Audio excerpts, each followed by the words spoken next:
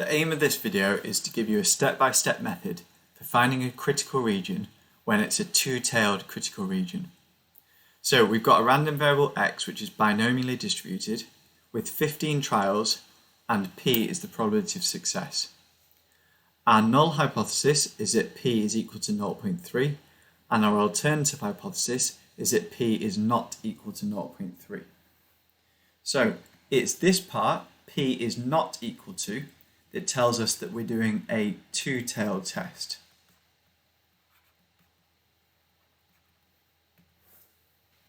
So our first step is we're going to say if h0 is true, and you often get a mark for this, then x would follow binomial distribution with 15 trials and the h0 probability would be 0.3. This is a two-tailed test because we're going to have a left-tailed critical region and we're going to have a right-tailed critical region.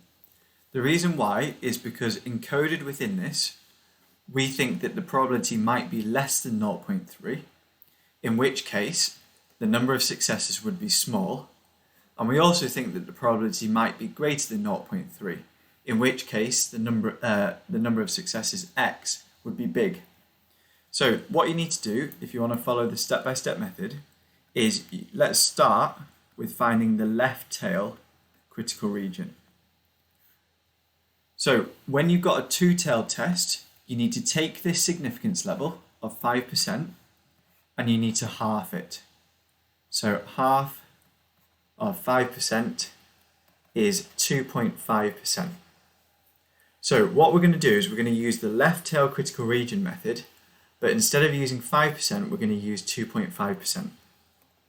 So remember the left tail critical region method. We're going to start with the probability of x equaling 0. So we'll go on statistics, and we can use cumulative because less than or equal to 0 is the same as equal to 0. Number of trials is 15, and our h0 probability is 0.3. So we get that as 0.5%. So we'll go up to the next value and we'll work out what's the probability of x being less than or equal to 1. Remember, it's less than or equal to because we're doing the left tail critical region now. So on cumulative binomial, we'll change x to 1 and that'll give us the probability of x being less than or equal to 1. And that gives us 3.5%. So you can see that we've already crossed the boundary that goes over 2.5%. Remember, with the left tail critical region, we're looking for the probability that's as close to 2.5% as possible, but without going over 2.5%. So our critical region is going to be this region here, which is just x equals 0. So we could say that our left tail critical region is x equals 0. Next, we need to do the right tail critical region. So we're going to use the right tail method now. So we just got to think, what's the largest possible value of x? It's 15. So let's start at what's the probability of x being equal to 15.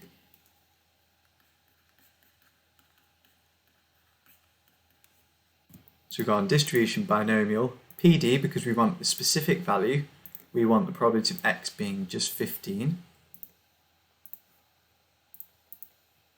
So we get this really, really small probability.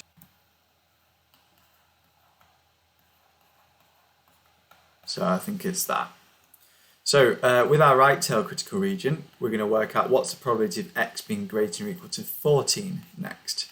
And remember, for a right tail critical region, it's always x is greater than or equal to. So to work this out, we're going to do 1 minus the probability of x being less than or equal to 13. So we need to go on distribution, binomial, cumulative. We want x is less than or equal to 13.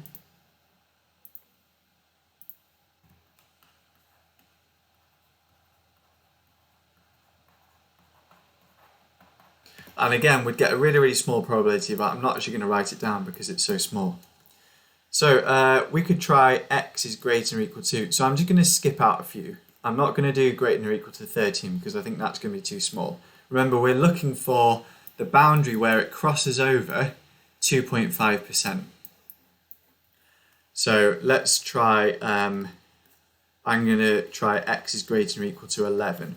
So that would be 1 minus the probability of x being less than or equal to 10.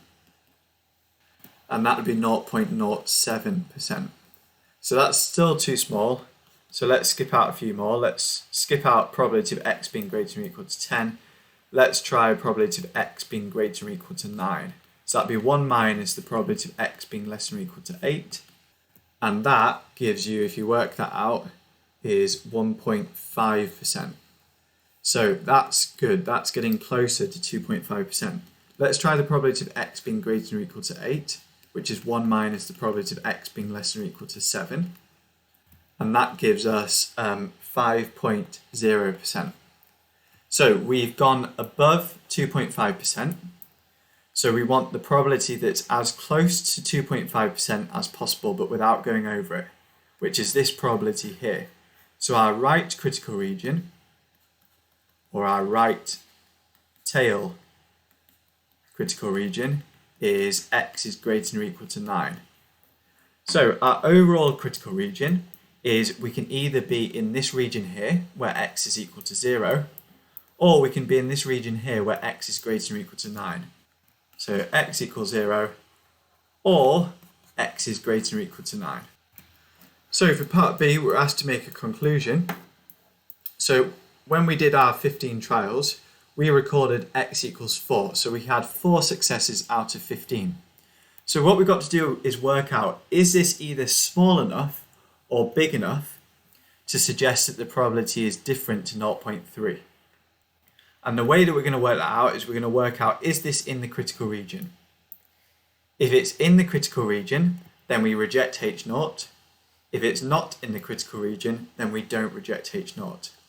So x equals 4, let's have a look at that, is not in the critical region because it's not equal to 0 and it's not greater than or equal to 9. So we're going to say x equals 4 is not in the critical region, and when it's not in the critical region, we do not reject H0. And our conclusion is, when we do not reject H0, is we're going to say there is insufficient evidence, so not enough evidence, to suggest that H1 is true. So H1 is that the probability was not equal to 0.3. The intuitive understanding behind this is that if the probability was 0.3 and we did 15 trials, we'd expect 15 times 0.3, which is 4.5 successes. So we had 4 successes.